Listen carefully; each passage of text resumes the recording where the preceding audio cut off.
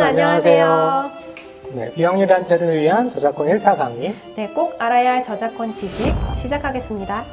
네, 안녕하세요. 저는 법률사무소 해윤의 박지환 변호사입니다. 안녕하세요. 재단법인 동천의 송시연 변호사입니다. 네, 저작권 시리즈 5번째 영상은 뉴스 저작물 잘 이용하기라는 네. 제목으로 준비를 해봤습니다. 네, 비영리 단체에서 뉴스 저작물을 보통 많이 이용을 하시잖아요. 네, 어떨 때 많이 이용을 하시죠? 보통은 이제 단체에 관한 기사가 났을 때 이제 홍보하기 위해서 많이 가져오시는 경우가 많죠.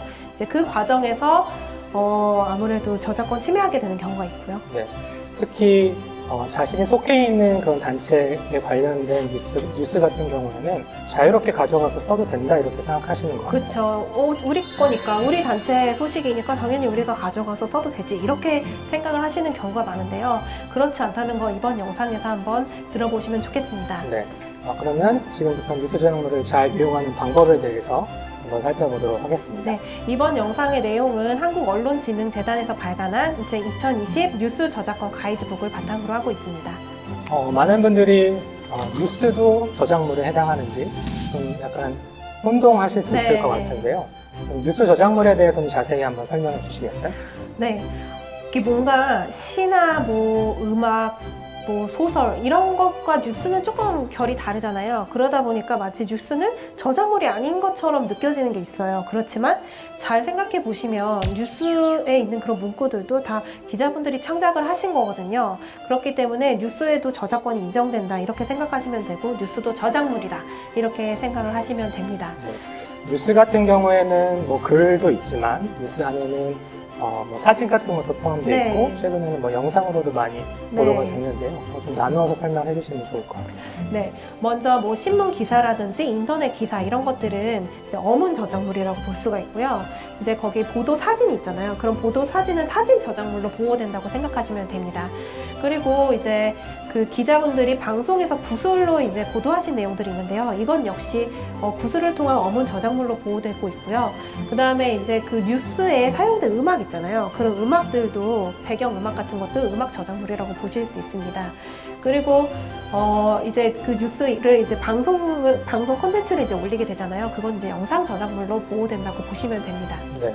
그러면 뉴스 저작물은 어문 저작물, 사진 저작물, 네. 음악, 영상 저작물 이렇게 그렇죠. 다양한 성격을 가지는 저작물로 구성되고, 네. 저작권법이 보호하고 있다라고 보면 될 것 같은데요. 네, 맞습니다. 그러면 혹시 저작권법이 보호하지 않는 뉴스도 있나요? 네, 그렇죠.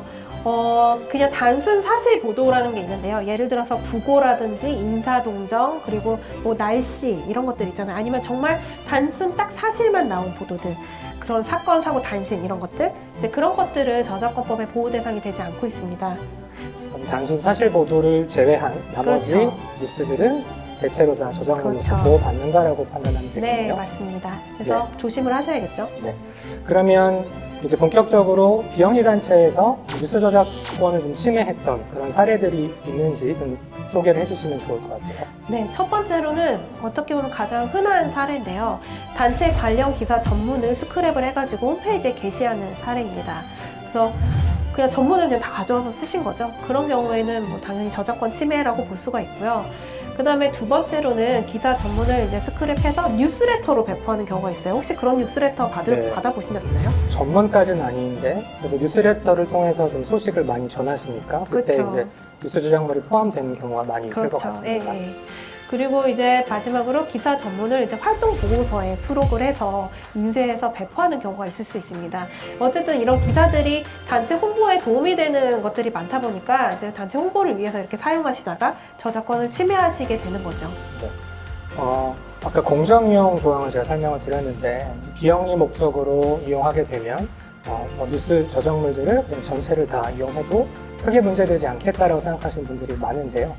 네. 꼭 그렇지는 않은 것 같습니다. 네, 비영리 목적이거나 공익 목적이라 하더라도 기사 전문을 다 가져와서 쓰는 거는 이제 저작권 침해가 될 수 있고 공정 이용이 될 수 없다는 거, 이제 그거를 잘 아시면 좋겠습니다. 네. 그러면 지금부터는 뉴스 저작권을 침해하지 않고 뉴스 저작물을 이용하는 방법에 대해서 좀 안내해 주시면 좋을 것 같습니다. 네, 일단 어떤 게 가능한지 설명을 드리면 좋을 것 같은데요.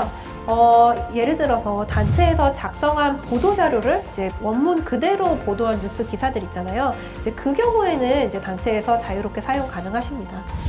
여기서 중요한 건 원문 그대로 네. 보도했다는 게 핵심일 것 같습니다. 네, 조금이라도 좀 각색을 하거나 그렇죠.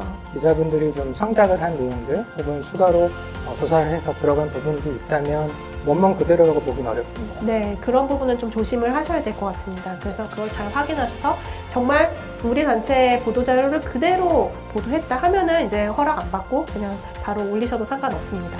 그러면 이제 그 단체 관련 내용들이 이제 기사로 났을 때 이제 그거를 어떻게 그러면은 우리가 가져올 수 있느냐 이렇게 궁금하실 것 같아요. 그러면 어떻게 하시면 되냐면요. 기사의 제목이랑 그리고 링크 정도 가져오셔서 이제 그거를 올리시면은 가장 안전한 방법이라고 할 수 있고요. 저희 법원에서는 이제 3줄 정도까지는 인용하는 게 가능하다 이렇게 판시한 바 있습니다. 그래서 제 생각에 너무 딱 3줄이라는 게 굉장히 애매하기 때문에 어쨌든 짧게 좀 가져오시는 것 정도까지는 허용되지 않을까 싶습니다. 네. 기사의 제목과 링크를 이용하는 건 저작권 침해가 아니다라고 네네. 했고, 대법원이 링크 같은 경우에는 뭐 공유를 하더라도 저작권 침해가 아니다라고 명시적으로 판단을 했죠. 네네.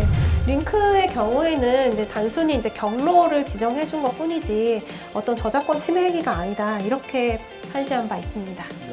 그럼 마지막으로 뉴스 저작물 전체를, 전문을 좀 이용하고 싶으신 단체들은 어떻게 하면 될까요? 네, 필요한 경우에는 그 한국언론진흥재단이나 아니면은 해당 언론사에 직접 연락을 하셔서 게재 및 이제 출판용 뉴스 기사 상품을 구입을 하시면 됩니다.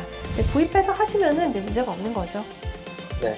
그러면 일반적인 경우에는 제목과 링크를 이용하시고 주요 내용 한 2-3줄 정도 네. 하시는 거는 크게 문제될 것 같지 네네. 않고, 그거는 뭐 공정 이용에 해당한다고 볼 수 있을 것 같고, 네네. 그 외에 전문이 필요하신 경우에는 반드시 좀 뉴스 제목물을 기사 상품을 그렇죠. 구입해서 이용하는 네네. 것을 염두에 두셔야 될 것 같습니다. 네, 맞습니다. 네, 그럼 이번 영상은 여기까지 하는 걸로 하겠습니다. 네, 이번 영상에서는 단체에서 많이 활용하고 계신 뉴스 제목물에 대해서 좀 살펴봤는데요. 네, 다음에는 사진과 음악 그리고 그림에 대해서 조금 더 자세히 살펴보도록 하겠습니다. 네, 그러면 다음 영상에서 만나요.